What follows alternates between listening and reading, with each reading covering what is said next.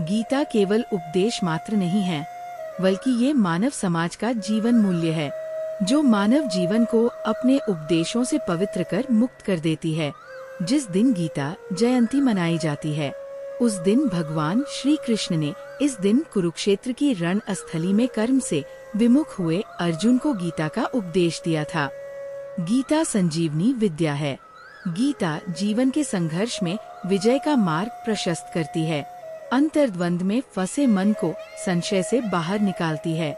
मनुष्य जब किंग कर्तव्य विमूढ़ हो जाता है, तब गीता उसे राह दिखाती है। जगत गुरु श्री कृष्ण की वाणी गीता स्वयं भी जगत गुरु के समान पथ प्रदर्शक है। मन जब निराशा के अंधकार से घिर जाता है, तब गीता आशा की किरण बनकर रोशनी देती है। श्रीमद् भागवत गीता में ऐसी संजीवनी शक्ति है, जो बुझे हुए मन में नई चेतना डाल देती है। गीता की छोटी सी गागर में ज्ञान का अथाह सागर भरा हुआ है। गीता के जीवन दर्शन के अनुसार मनुष्य महान है, अमर है, असीम शक्ति का भंडार है। गीता जयंती पूजा करने की विधि।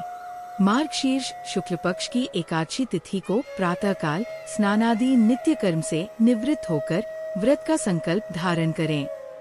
दिन भर का उपवास रखने के बाद विधि पूर्वक भगवान विष्णु की मूर्ति का पूजा अर्चना करें। रात्रि में जागरण करके द्वादशी को एक भुक्त पारण करें। ये एकादशी मन के मोह का क्षय करने वाली होती है। इसी दिन भगवान श्री कृष्ण ने महाभारत के युद्ध में कुरुक्षेत्र के मैदान में अर्जुन को गीता का उपदेश दिया था। अतः इस दिन गीता, श्री कृष्ण, व्यास आदि की पूजा करके गीता जयंती का उत्सव मनाना चाहिए। गीता पाठ, गीता पर व्याख्यान आदि होना चाहिए।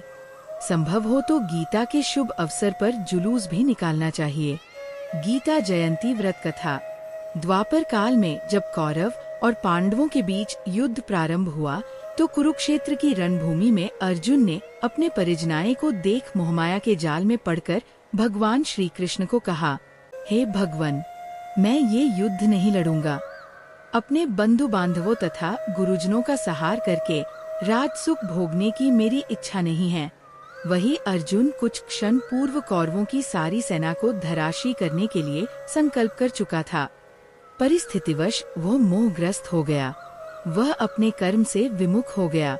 कर्तव्य से विमुख अर्जुन को भगवान श्री कृष्ण ने कुरुक्षेत्र के मैदान में जो उपदेश दिया गया वही गीता है। भगवान के उसी उपदेश को महामुनि व्यास ने एक महान उपदेशात्मक गीता का रूप दिया, जो आज संपूर्ण संसार को अपने उपदेशों से मार्गदर्शन का काम कर रही है। गीता की गणना विश्व के सर्वश्रेष्ठ महान ग्रंथों में की जाती है। श्री शंकराचार्य से लेकर श्री विनोबा भावे तक के महान साधकों ने गीता के महत्व को स्वीकार किया है।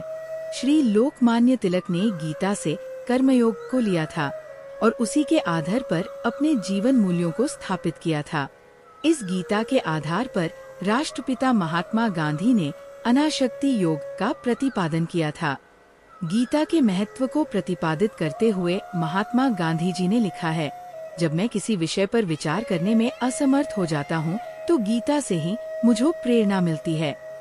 महामना पंडित मदन मोहन मालवीय के अनुसार गीता अमृत है। इस अमृत का पान करने से व्यक्ति अमर हो जाता है। गीता का आरंभ धर्म से तथा अंत कर्म से होता है। गीता मनुष्य को प्रेरणा देती है कि मनुष्य का कर्तव्य क्या है। इसी का बोध करवाना गीता का लक्ष्य है।